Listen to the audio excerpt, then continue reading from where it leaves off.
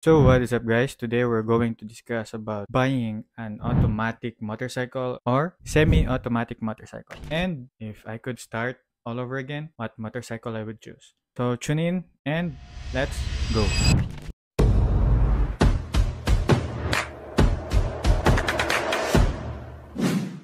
So talking about this, both of these motorcycles are great for our day-to-day basis. Today, I'm going to slice it down for 5 chapters of their advantages and disadvantages on each chapter of it. So ngayon, didiscuss natin ang ease of use nito. The advantage of automatic motorcycle is it does not need to change gears anymore. Especially if you're here lang sa city rides, then napakaganda. Sobrang smooth lang ng takbo mo. Piga ka lang ng piga.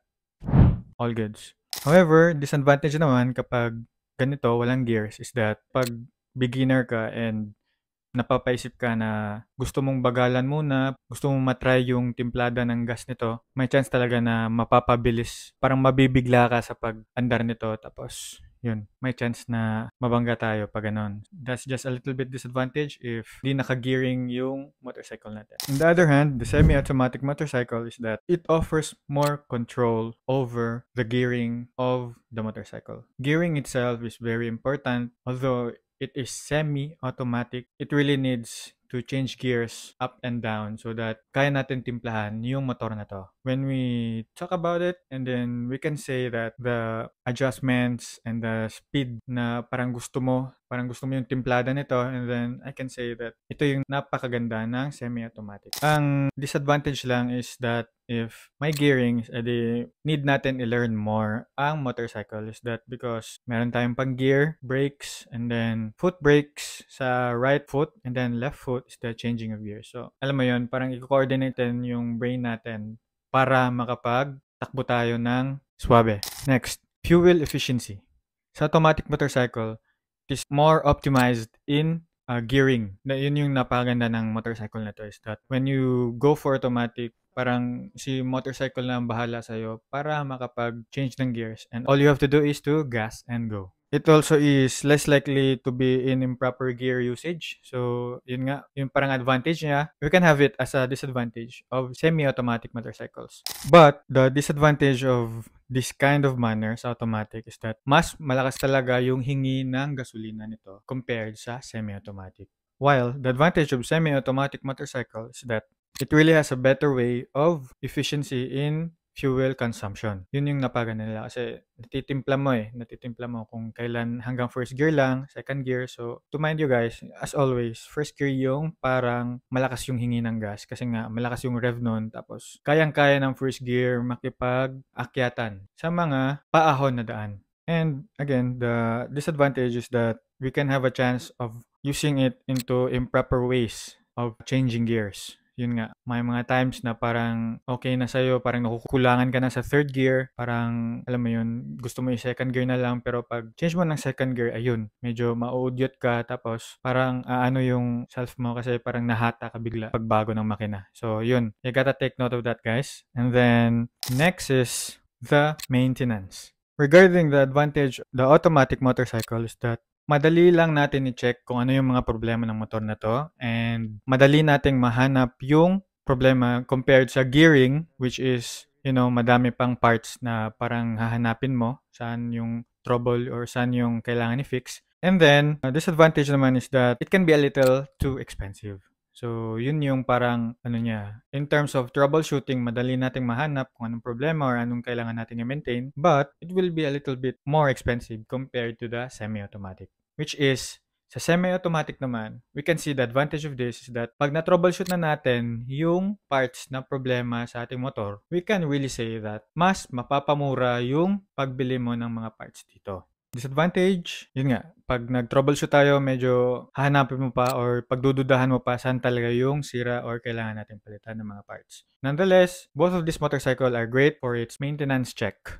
Next, the riding experience. Sa automatic motorcycle talaga, yung pinakamaganda dito is that napaka-swabe and napaka-relaxing ng ating pagra-rides dito. Especially when we'll go for a very, very long ride na parang straight na straight lang. Yun. Wala ka na ibang gagawin kundi pigain lang yung gas, yung silinyador, and you're all good. Yun lang yung parang natin, parang advantage natin na even nga in city rides. Pag medyo traffic yung daanan, alam mo na yun, parang wala ka nang kailangan isipin sa paa mo, mag-change gear ba or ano. You just have to gas it.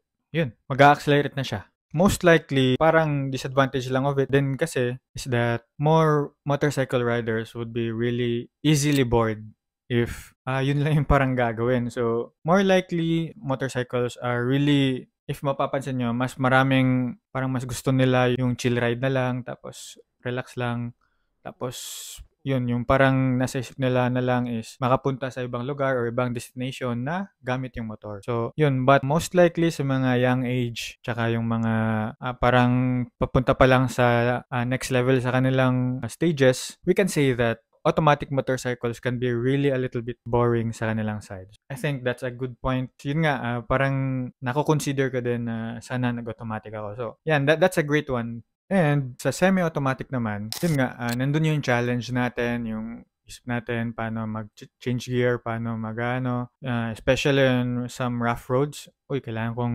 mag-change gear dito, kailangan ganito yung gear, ganito yung ano natin, atake natin pag may mga potholes. So, yun, parang, alam mo yun, parang yung mind natin is always engaged with the ride or the destination that we're about to come. However, the disadvantage of it din naman is that it could be a little bit tiring in traffic. Yun nga, mag-first gear ka, second gear, third gear, tapos, lower gear na naman. So, ayan, yun yung parang maano natin. That, it could be a disadvantage of it. And last but not the least, pag-usapan natin ang kanyang versatility.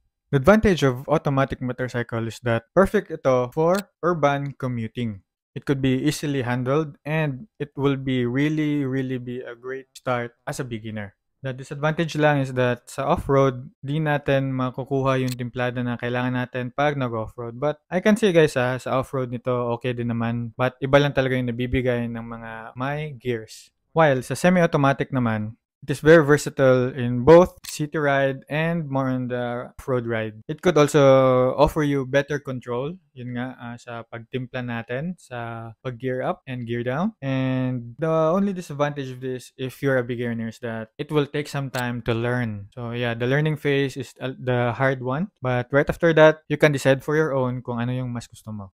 The key difference between automatic and semi-automatic motorcycles are different on each individuals. But the way that we can see is that motorcycles offer variety, which is yan yung pagpili natin sa anong motorsiklong nababagay sa personalidad natin. I can say that if I'd be given the chance to answer this, I'd really go for the automatic motorcycle. But learning semi-automatic motorcycle gets myself more ready in riding a manual motorcycle, which is my Suzuki Gixxer. So, yun nga guys, one of the main purpose why I bought a semi-automatic motorcycle is that inihanda ko yung sarili ko to upgrade into the next motorcycles. One day, malay mo, makapag-big bike din tayo and then we can ride a bigger CC motorcycles. Edi much more ready na tayo for this kind of motorcycles. But if I would start, in my preference, I'd choose scooter. Why? Because in the very little things lang na may bibigay sa akin ito in a convenient way of living. Napakasimple lang nito but they're a great impact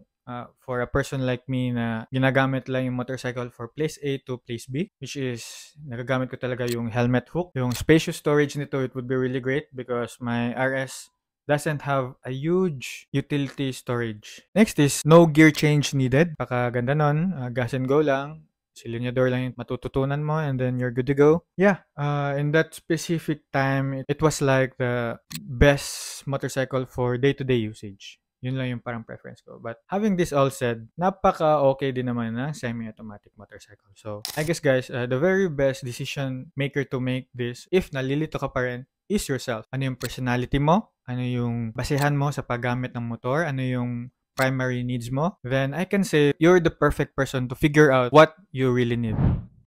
So, ayun guys, I hope nakatulong ako sa pag-decide kung ano yung parang natitipuhan mo for your day-to-day usage. And comment down below kung sa tingin mo ano yung parang perfect sa'yo, ano yung mga ways or opinions mo na regarding these thoughts para may matulungan din naman tayong may nagbabagabag pa rin sa isip nila about choosing between automatic motorcycle and semi-automatic. So yun guys, if nandito pa kayo, I just wanna thank you for your time and I hope nakatulong ako sa pag-decide nyo sa inyong motorcycle buying decisions. If nandito ka pa rin, I want you to do something for me. I want you to subscribe in my channel, like this video, and comment down below ano yung mga opinion mo na makakabigay tulong sa community natin. So tamang hustle lang, keep the grind, but keep it grounded. Ride safe, and see you on my next video.